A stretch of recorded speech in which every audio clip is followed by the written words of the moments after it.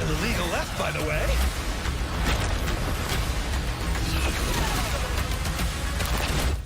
Good grief. We do have fun, huh? Sonic the Hedgehog. We gotta see it!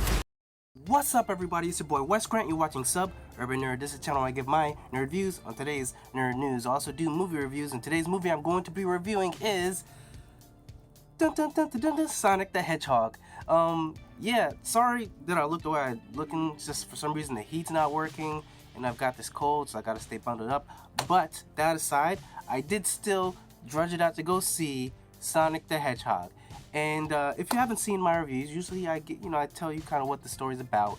I give my pluses, I give my minuses, or positives, negatives, and then I give it a grade, and then that's pretty much my reviews. But usually I tell you the gist of what I feel. And the way I felt about this movie was, I liked it. I liked this movie. Now, this movie stars Ben Schwartz as Sonic the Hedgehog voice. It's James Marsden as, I guess, the pal or the friend. Tika Sumpter is the girlfriend of James Marsden. And then, of course, the Jim Carrey. Like, I don't even know how you pronounce. Like, he is the Jim Carrey, and this is Jim Carrey at his best. This is what Jim Carrey. He's getting back to his fundamentals of why we loved Jim Carrey back in, was it, the 90s or whatever. Because this was his time to shine, and he definitely shined. Now, the movie is pretty much, the way it shows in the commercials is that, Sonic, he comes to this world, and sort of like a fish out of water, and then he gets found out by the guy, and then he's on a run from Dr. Robotnik. But actually, the movie isn't like that. He comes to Earth pretty early on, and he's here for a good while, I think maybe 10 years or whatever, so he knows what's going on with the world. He knows how it works. He knows the people. In fact, he's been watching this this town called Green Hill, which I think is a throwback to the game, which is the board is Green Hill Zone. But yeah, he's just watching these people, and he's known as the Blue Devil or something like that, and the crazy guy. Everybody thinks this crazy guy is the one because he keeps drawing these pictures of him, but no one believes him, and that's Sonic right there. But yeah, so he's been living around, he's been living life, but then I guess he gets sad, he plays baseball, gets his anger, and then I guess because he's got this unlimited energy, and then he sends out a shockwave, which takes out satellites, takes out the power of the whole town, which puts him on the radar. And that's when the government gets Dr. Robotnik to go and try and find out, what is this? Is it a terrorist? Is it something? Let's go find it. And then Dr. Robotnik, once he gets on the scent of this, he goes crazy, and he's once he gets a glimpse of his power, he wants the whole thing. And that's pretty much the movie. And then also Sonic, he loses his rings, which goes to wherever you want it to go, whether it's a different planet, different place, and he loses it, and it lands in San Francisco, and he has to go on a road trip with James Marsden, the guy, and go there to get the ring so that he can go back home or go to Mushroom World so he doesn't have to worry about Dr. Robotnik. Now, that's what the movie is about, but this movie had some good, fun jokes. It had some funny moments. Definitely had some, Ben Schwartz's name? Yes, he does a great job as Sonic. Jaleel, I believe it's Jaleel something, the Urkel, pretty much Urkel. He used to do for the video game and for a bunch of other shows. He's done the voice for Sonic, which is good and all, but this Ben Schwartz, this feels like Sonic. This, when I'm hearing him, I don't want to hear any other person doing Sonic now. This is Sonic, and he brings a reality or just a personality to the voice that makes you believe this character is real in this world or whatever. But the voice was so perfect with the Sonic, and thank God they did the redesign, because I can't even imagine what this movie would have been if it still looked like this.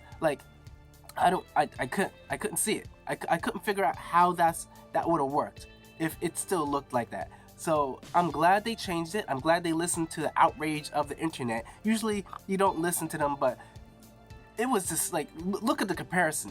It was orange to apples. They needed to change that in order for this to work, and I believe it does for the better. So therefore, I'm hoping this movie does good, because this movie, it's definitely catered towards the fans of Sonic, and it's catered towards kids. It doesn't have much for the adults, but at the same time, it isn't something that's gonna turn the adults away. Like if you're taking your kids to go see it, it's a good time. If you like Sonic and you want to go with your friends or whatever, it's still a good time. And it's generally like a fun, like buddy cop, not buddy cop, but it's like a road trip movie. And definitely they stole from Days of Future Past the whole Quicksilver moment. They stole that, and they did it sort of twice. You've seen the commercials where, like, sure, with the rockets and he stopped and does that, but no, he had this moment in a bar where it's just like, oh my god, like, yeah, it was definitely fun to watch that happen. And then definitely had another fun moment where at the elevator where they're waiting, and I'm not gonna spoil it, but it just has to do with the bag and Sonic. I believe they showed a clip of it on trailers or like on the internet, but I'm not gonna tell about it. But it's definitely fun. It has some good moments. Now, as far as negatives, the CG, it's the compositing. Some people that, regular people are not going to pay attention to that. They're not going to notice it. If you're not paying attention for the little details and the black lines, whatever. But it could have to do with the fact that they had to, I guess, sort of remodel Sonic from one thing to another. So maybe they didn't have enough time. So I'm going to give them slack for that. You know what I'm saying? I'm gonna let that slide, because other than that, the movie was entertaining. It just definitely could have had some more funnier moments, but I was happy with what they had.